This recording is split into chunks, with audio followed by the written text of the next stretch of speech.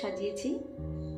গরম তো ভীষণ, তাই অল্প কিছুই করেছি। একটু উচ্ছে ভাজা করেছি, শাক ভাজা করেছি, তার সাথে নিয়েছি একটু লেবু নিয়েছি, শসা একটু নিয়েছি, একটু পেঁয়াজ নিয়েছি, আর এই যে একটা কাঁচা লঙ্কা নিয়েছি।